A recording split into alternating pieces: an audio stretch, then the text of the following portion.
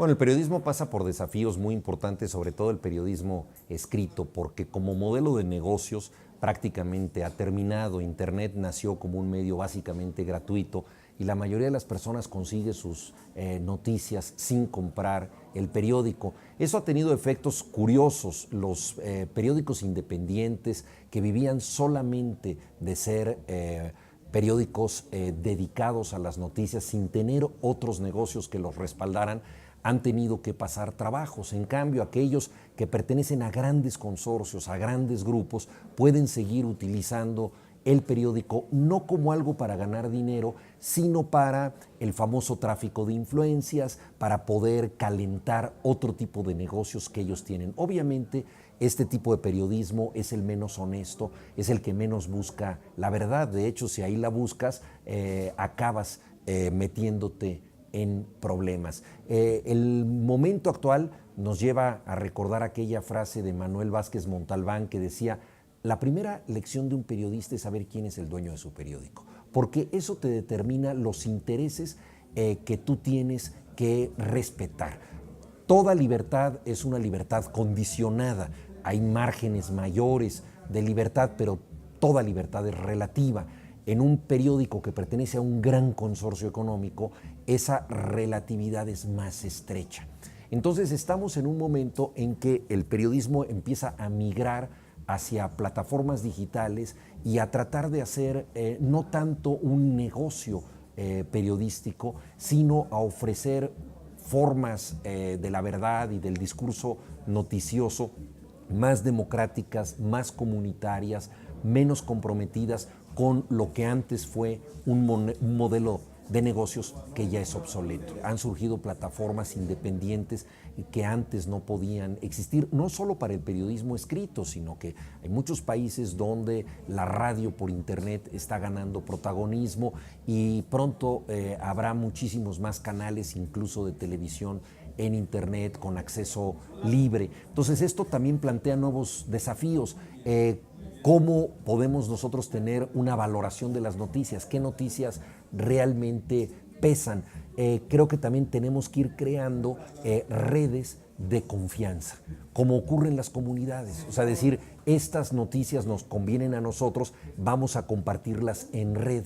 Estas noticias están certificadas por un trabajo serio, que es lo que hacían los antiguos cabezales de los periódicos. Tú podías confiar en uno más que en otro. Entonces yo creo que este discernimiento es un proceso que tenemos que hacer ahora, lo cual es muy interesante porque convierte a los usuarios también en parte del proceso periodístico. O sea, en la medida en que los usuarios con sus respuestas y con redes de confianza apoyan un proyecto, están ellos contribuyendo a que circule la noticia. O sea, el papel del lector es mucho más dinámico, lo cual me parece muy interesante. El poeta y ensayista Gabriel Said dijo que el zapatismo era la primera guerrilla posmoderna, porque era la primera guerrilla que no apostaba al uso real de las armas, sino que las utilizaba como un gesto para después representarse a sí misma como guerrilla.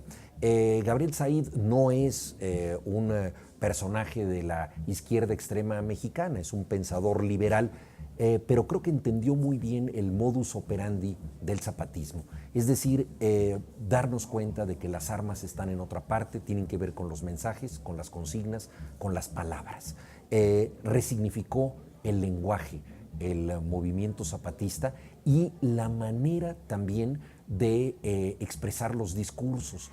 Ha habido toda una dramaturgia enormemente rica que ha permitido que la gente encuentre en el zapatismo sentido del humor, que estaba fuera del discurso político imperante, no solo en México, sino en la mayoría de los países, que encuentre un contacto con discursos atávicos muchas veces olvidados, como las leyendas y las tradiciones de los pueblos originarios de México, que encuentre también elementos de literatura, que encuentre un acervo vivo de la comunidad, ya sea a través del testimonio de distintas personas que forman parte del zapatismo, de la pluma del subcomandante Marcos, ahora Galeano, o bien de los distintos comandantes que también escriben. Entonces este relato coral de lo que es una búsqueda de esperanza tiene que ver fundamentalmente con el uso del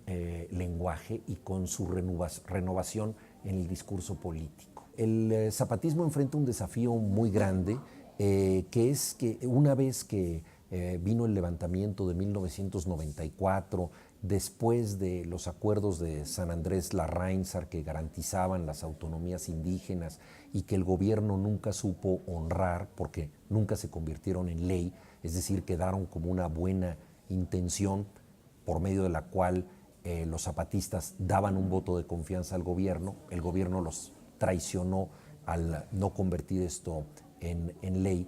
Después de estos grandes momentos, la caravana zapatista, la otra campaña, es decir, los grandes eventos noticiosos, parecería que el zapatismo no está teniendo una propuesta contundente en la agenda nacional y sin embargo es al revés.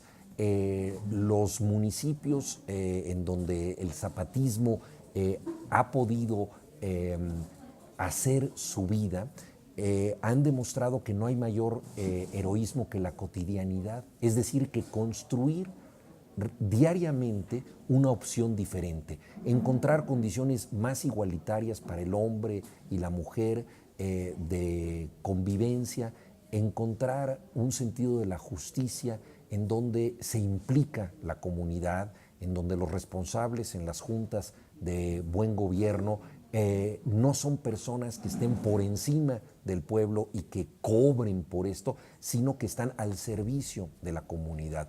Un espacio donde la política nunca está desvinculada de la ética porque tiene que ver con el nosotros, no con el yo.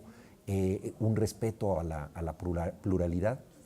Todos estos valores se han ido desarrollando en los llamados caracoles y yo creo que nos dan una idea de que el zapatismo ha transitado a la construcción de un mundo diferente. Esto no siempre se conoce porque no es una noticia, digámoslo así, espectacular.